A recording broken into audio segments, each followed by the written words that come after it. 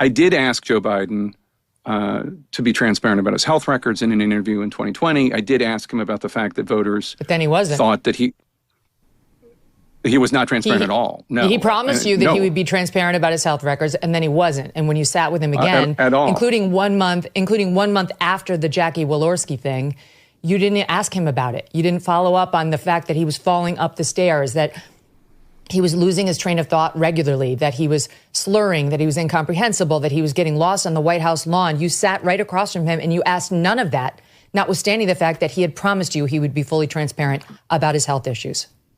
That's true, but I did ask him about his age and the fact that the American people had concluded that even though he said whenever anybody brought up the subject of his age, watch me. And I said, yes, they're watching you and they are concerned that you were too old for this job. But you know as well as I do that there's a way of, you can say, hey, there's this poll on your age, or you could say, you just forgot that Jackie Walorski was dead. You asked where she was moments after watching a videotape tribute to her. You lowered the flags at the White House after she died.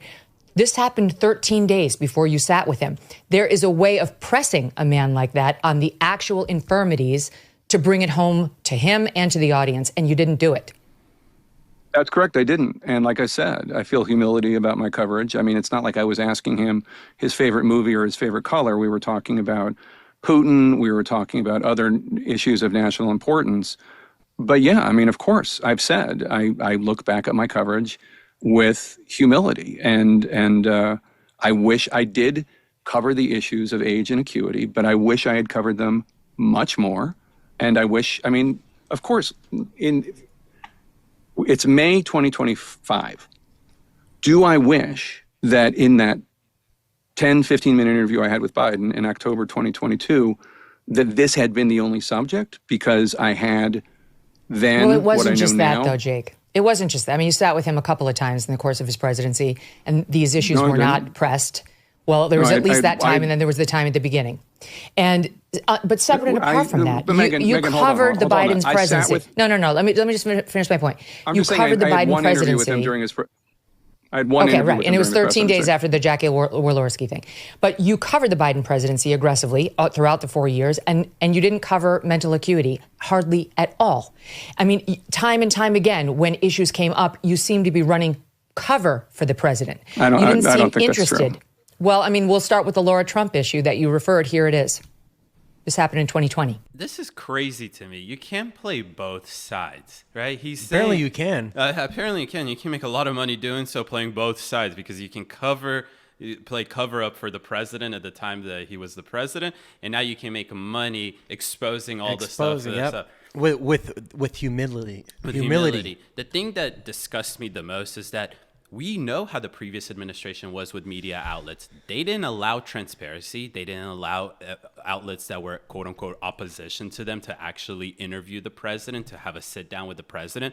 In any case that they were able to actually ask questions, they were pre-vetted. They knew who was asking the questions. You couldn't go outside the realm of those questions. But the people who had access to the president of the United States played the cover-up. And now they're selling books exposing the cover-up. You should be in jail. That's not the making ultimate example of a grifter. Yeah, seriously. Joe Biden, as we all know, has worked to overcome a stutter. How do you think it makes little kids with stutters feel when they see you make a comment like that?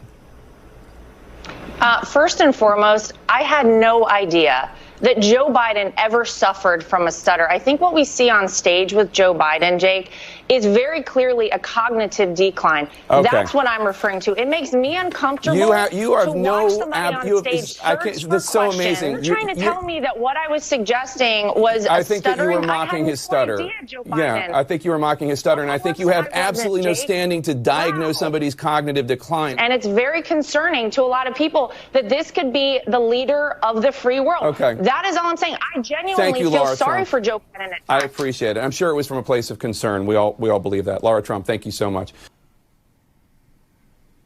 Do you want to apologize to Lara Trump now? I've already apologized to her. I called her months ago. And what did she say? I mean, I don't want to disclose the contents of a private conversation, but I thought the conversation went well. And she has said this publicly, so I feel fine sharing it. She said that she would never mock anybody's stutter. But I mean, after we did the research for this book, and I realized how bad his acuity issues were, I called Lara Trump and I said, you were right. She was totally right. That's the thing, because when I watched that clip, and I'm giving voice to what a lot of people watching the show are feeling, Jake, I feel angry because she was right. And not only did you not allow her to make her comments, but you seemed to try to humiliate her. You had a hostility toward the position, but she was totally right. And then you lectured her on how she was in no position to diagnose cognitive decline, which you guys do at length, including on page 4 of your book. You describe at length his cognitive decline, which is all she tried to do with you. But you had such a visceral reaction to her. And my feeling is that's because you didn't want to hear it. No, I'm happy to talk about this. I didn't come here thinking that you weren't going to ask me about this. So I'm happy to talk to you about it. No, I know. The first time I saw the coverage of Lara Trump's... Wait, so he went this entire time never thinking about it, but then he writes a full, I don't know how many pages on page 4, apparently, about the cognitive decline. So he experienced it, but he didn't know what he was experiencing. He didn't know what he was experiencing until after the presidency, which doesn't make any sense. It's like all of a sudden, the second that Kamala lost the election, it wasn't even at the time that Biden stepped down and said, yeah, Kamala will be the leader of the Democrat Party.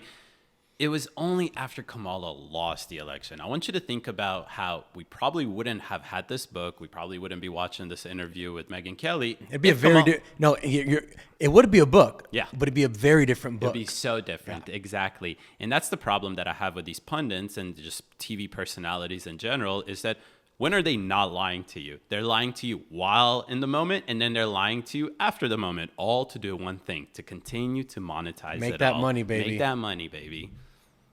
I'm happy to talk about this. I didn't come here thinking that you weren't going to ask me about this. I'm happy to talk to you about it.